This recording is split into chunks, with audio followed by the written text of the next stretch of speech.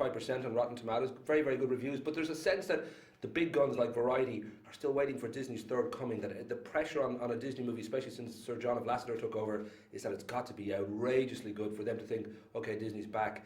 That must be a slight pain in the derriere for everybody involved, knowing that there's a pressure there to make something that's going to be beyond brilliant. Well, there's both sides to that. I mean, there is the part that can obsess on we have all this pressure behind us to create something that's always going to be brilliant. But if you focus on that too much, then you really kind of lose your way. You got to sit there and focus on, on just making the best story you can possibly make.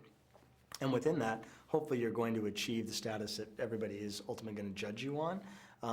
One of the great things is you have somebody like John Lasseter, a part of Disney Animation, and he is somebody who pushes you every single day. And so I feel like what he brings is that oomph that you need, which is never going to allow you to kind of rest on your laurels. It's never going to allow you to sort of feel like, well, it's good enough, because that doesn't work for John Lasseter. It can't be good enough, it has to be great. And so he's always pushing you that way. So I feel like we have that as part of us now. Does John still use that electric cattle prod on the animators? No, that's not anymore, isn't it? He does not do that, no. I was thinking too with Bolt, here's a character, a dog, who believes that his life is actually that superhero that he is on television, and the producers cunningly have decided to let him believe this, so he gives it his all for every single performance. And I was thinking, obviously, in cinema there are kind of references to that before, Truman Burbank and Buzz Lightyear and Keanu Reeves. I don't know whether, for you, there was kind of reference points that you deliberately sort of said, let's go back and look at other times this has been done, or whether you just said, let's avoid other people's work and make our own. Well, I think in some ways you always look at other people's work to be inspired by choices they made, but you try to figure out how do you make that be different for your character. So there's a similarity, obviously, between Buzz Lightyear, who believes this one thing is true in terms of that he actually is a space hero, and then finds out he's just a toy. So we had to battle that through this film, which is how do we make sure that we feel different than Buzz Lightyear. And so there was a lot of talk in terms of when Bolt realizes that he ultimately isn't a superhero. How does that moment happen? What is the revelation? And there was a moment early on where we actually had Bolt see himself on television. It's kind of a natural thing to do. He's the star of a TV show. Where would be the best place for him to realize that Mittens has been telling him the truth, that he is a TV star? See himself on television. But the difficult thing is that was an idea done with Buzz Lightyear where he sees himself as part of a commercial. And so we had to stay away from that. So then it's sort of what's now going to be the mechanism that lets him finally realize that it may actually all be true. And in this case, it's that he sees the bolt on the side start to fade away. And it's all happening in a moment when nothing else is going correctly. And he starts to realize, well, maybe Mittens is telling the truth. Maybe I'm not who I actually thought I was. You've been with Disney for quite a few years now, and one of your first producing jobs was Lilo and Stitch, and this was originally a Chris Sanders film called American Dog, and like a lot of Disney and Pixar films, it changed horses in midstream. There was a sense that it's not quite working, let's go a different direction, and as happened before, the original director kind of steps aside and somebody else takes over. That's obviously quite a difficult moment, though. I'm wondering for you, having worked with Chris before, and just realising that we have to, in a way, rip up and start again.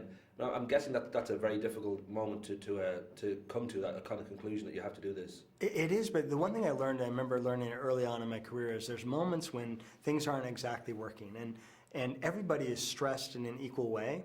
And once you relieve that stress by saying we need to change something, then everyone's actually in a better place. So I always feel like when you go into those moments of very difficult times, you know that in the end, everyone's going to be better because of it. Because ultimately, the reason things aren't working is because they just aren't settling in a way that makes everybody happy.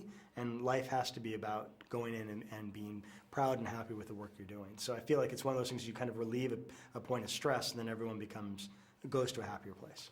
For your own particular history, I know that you got a degree in history from Harvard in 1985, then you went with the Bankers Trust Company, and then you also got a Harvard Business degree in 1990, joining in July 1990, I think, Disney. What went wrong? Because that would seem like a very, very lucrative line of work, and filmmaking is slightly bonkers.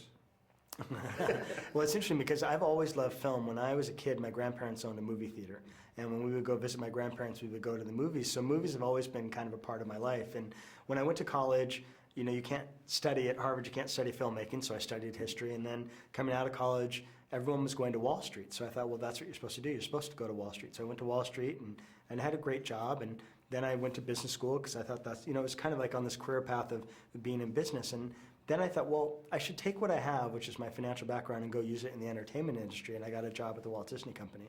And so I was in finance at the Walt Disney Company having this great career until one moment they came to me and said, how about going to work in the animation world? And there was a moment of saying, well, is that really what I'm supposed to be doing? My career has been about being a CFO, about being, head of finance for different departments of the Disney company. But I thought this is too great an opportunity because inside of me, I love the idea of watching something get created from beginning to end. And that's what we get to do. We get to fundamentally create an idea that becomes an animated film that will go out in the world that I can always say to people, here's something I worked on. And when you're in the world of Wall Street or finance, you can't actually give anybody something tangible to say this is what I do every day. But now I actually can in terms of an animated film. And so there's something really, there's just a lot of pride in that, of creating something that hopefully will entertain and impact people in the real world. I kind of want more to answer. You got nominated for a PGA award for Bolt, which is your first kind of major award. Were you unbearably smug for an hour or two when you found out about this? That it is a big step into the world of, I'm now actually officially a proper filmmaker with a recognisable nomination. Yeah, it was actually very exciting. I mean, I think again, it's something I never dreamed of would happen. And then one day someone calls you and says you've been nominated for that award. So it's pretty phenomenal. I'm very excited. Rock and roll. Lovely to talk to you, sir. Okay. Yeah, cheers. Thank you. Well done. Yeah, genuinely great movie. I am a big fan of Disney and Pixar, and